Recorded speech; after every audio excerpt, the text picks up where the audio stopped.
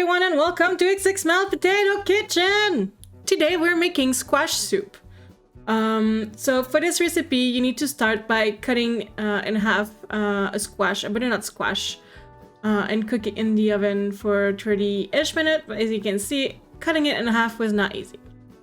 Once it's cut in half, you want to remove the seeds that are in the middle, and then you want to season it the way you like it. I added some salt, pepper, and some chipotle powder, and of course a little bit of olive oil.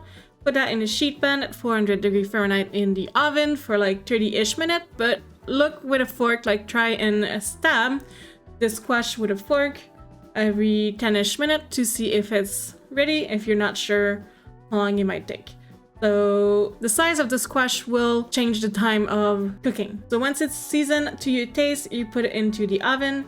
And when it's ready, I recommend cooling it down because it doesn't need to be eaten right now. So I let it cool down for a few hours so that it was easier to remove the skin with my hands and not burn myself. So once it's cooled down, you either take a spoon or your hand and you remove the skin, put that in a bowl, and put the skin apart to compost, trash, or whatever you're gonna do with it.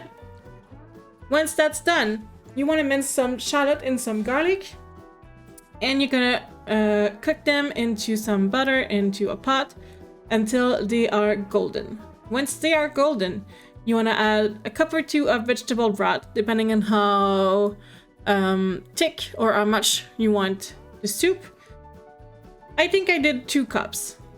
Yeah, I did a good 2 cups of vegetable broth. At the same time, it deglazed the bottom of my pan if anything was stuck at the bottom. I added some maple syrup for some sweetness, some nutmeg, cayenne pepper, salt, pepper, some parsley and oregano, and then I added the squash in.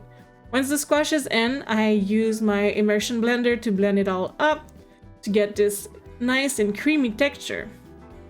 Then it's either cream, milk, or coconut milk that you can add, depending on how rich or liquidy or creamy that you want it. I added coconut milk because I wanted to add cream and I didn't have any, and it's a good substitute to cream, as my friend Chickadee taught me. So I ended up adding the whole can of coconut milk in it. Rectified this seasoning a few times, making sure it was tasting good. I'll put all of the seasoning at the end, and then I let it simmer for a few minutes until it was good to my taste.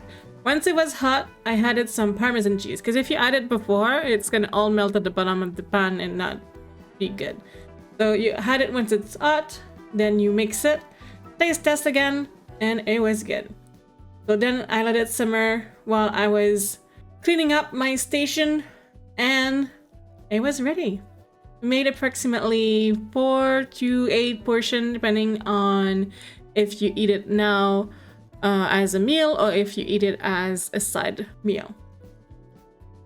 So that was the squash soup recipe that I made. We have a second recipe, and it is a tomato soup recipe that I made everything by myself. So we start with the veggies. We have some carrots, some leeks, some celery. I didn't add any garlic because the tomato juice that we see here, I did it myself with my mom's tomato. So basically what I did is I used Italian tomato and regular tomato, just a mix of tomatoes in general. Put it on a pot to simmer for a few hours. And I strain it with a strainer instead of blending it with the immersion blender. So it made this amazing thick tomato juice that I've managed to remove all of the skin, so I didn't have to blend it. I literally just strained everything that was too thick and put that into jars, and I use it to make soup. It's really good. I put a lot of seasoning in it. So basically I did what I did in my pumpkin rosé sauce with the tomato. I'll link the video in the corner thing everywhere, somewhere. And yeah, so go see that video. I did the exact same thing, but instead of using the immersion blender, I've used a strainer to remove the skin, and I did not blend it. So it did this amazing tomato juice thing. So for the veggie, you need to cut the leek. Make sure that there's no dirt in the leek as well. So once you're gonna cut it, you're gonna see that in between all of the layer of the leek, there is dirt. And we don't want a dirty leek. We don't want leek in our house, but we don't even want dirty leeks. It's even worse. So that was a bad joke. What I do is I put everything in a colander like this, and I make sure underwater to separate each layer of the leeks to clean it well.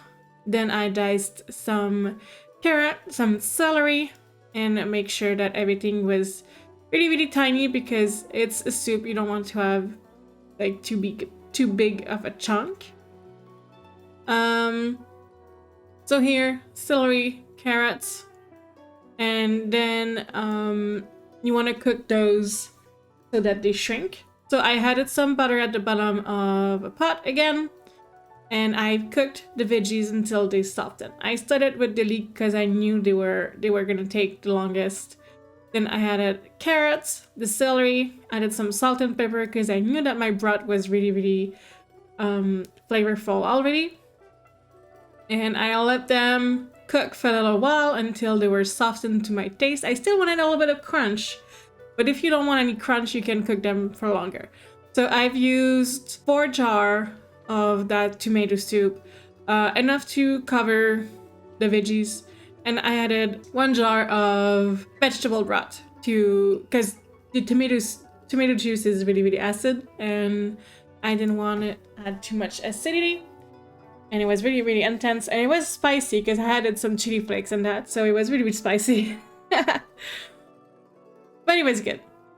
So I added some vegetable broth, but I didn't feel like I had enough. I was seeing the veggie too much, so I added another cup of vegetable broth. And yes, it's vegetable broth, even though it's purple red-ish. It's because of the beets. And I didn't want like a soup that was too liquid either. I just wanted something that was good. And once it reached that texture, I was really happy with it. I did a taste test. The taste was perfect. Added some maple syrup to reduce the acidity. And that's it. It was ready to serve. I had it off camera apparently because I don't have it in any of the video. I added some pasta. And we can see it at the end. I added some soup noodles into the soup. And yeah. So basically you can use regular tomato juice, but I would suggest to highly season it. Add some garlic with the veggies and add a lot of spices. Italian mix could be good, but basil, oregano, marjoram, rosemary could be a good mix, and some chili flakes. And yeah, so I'll put the recipe at the end for both of those soup, and I really hope that you guys liked it and that you try it. And it's gonna be nice for winter when there's snow and you just want to reheat your soul. And yeah, I hope you guys try it, and I'll see you guys next week for another video. Bye bye!